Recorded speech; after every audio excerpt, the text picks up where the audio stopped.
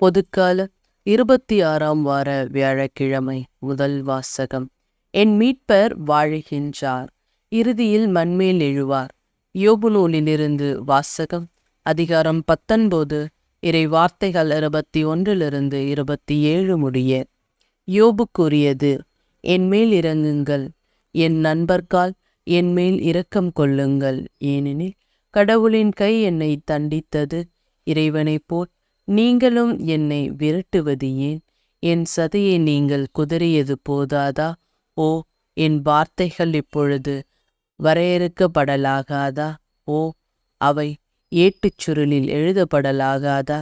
இரும்பு கருவியாலும் ஈயத்தாலும் என்றென்றும் அவை பாறையில் பொறிக்கப்பட வேண்டும். ஏனெனில் என் மீட்பர் வாழுகின்றார் என்றும் இறுதியில் மண்மேல் எழுவார் என்றும் நான் அறிவேன். என் தோல் இவ்வாறு அழிக்கப்பட்ட பின் நான் சதையோடு இருக்கும் பொழுதே கடவுளை காண்பேன்.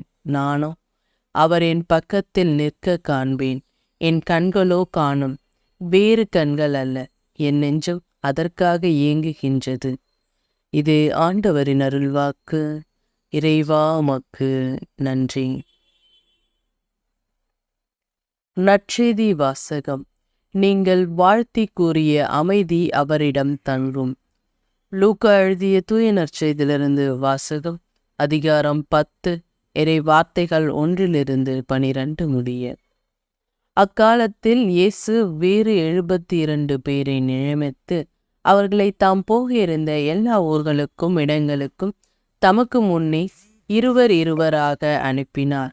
அப்பொழுது அவர் அவர்களை நோக்கி கூறியது: அறுவடை மிகுதி, வேலையாட்களோ குறைவு. ஆகையால் தமது அறுவடைக்கு தேவையான வேலையாட்களை அனுப்பும்படி அறுவடையின் உரிமையாளரிடம் மன்றாடுங்கள். புறப்பட்டு போங்கள். ஓநாய்களுக்கிடையே ஆட்டுக்குட்டிகளை அனுப்புவது போல உங்களை நான் அனுப்புகிறேன். பணப்பையோ வேறு பையோ மிதியடிகளோ எதுவும் நீங்கள் எடுத்து செல்ல வேண்டாம். வழியில் எவருக்கும் வணக்கம் செலுத்த வேண்டாம்.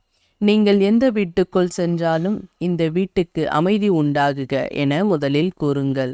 அமைதியை விரும்புபவர்கள் அங்கு இருந்தால் நீங்கள் வாழ்த்தி கூறிய அமைதி அவரிடம் தங்கும். இல்லாவிட்டால் அது உங்களிடமே திரும்பிவிடும். அவர்களிடம் உள்ளதை நீங்கள் உண்டு குடித்து அந்த வீட்டிலேயே தங்கியிருங்கள். ஏனெனில் வேலையாளர் தம் கூலிக்கு உரிமையுடையவரே.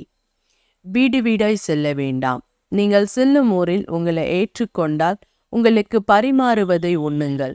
அங்கு உடல் நலம் குன்றியோரை குணமாக்கி இறையாட்சி அவர்களை நெருங்கி வந்து விட்டது என சொல்லுங்கள். நீங்கள் செல்லும் ஊரில் உங்களை ஏற்றுக்கொள்ளாவிட்டால் அதன் வீதிகளில் சென்று எங்கள் கால்கடியில் ஒட்டியுள்ள உங்கள் ஊர் தூசிகளையும் உங்களுக்கு எதிராக உதறிவிடுகிறோம். ஆயினும் இறையாட்சி நெருங்கி வந்து விட்டது என்பதை அறிந்து கொள்ளுங்கள் என சொல்லுங்கள். அந்த நாளில் அவ்வூர் பெறும் தண்டனை சோதோம் நகரினர் பெறும் தண்டனையை விட கடினமாகவே இருக்கும் என நான் உங்களுக்கு சொல்லுகிறேன். இது ஆண்டவரின் அருள்வாக்கு. கிறிஸ்துவே உமக்கு புகழ்.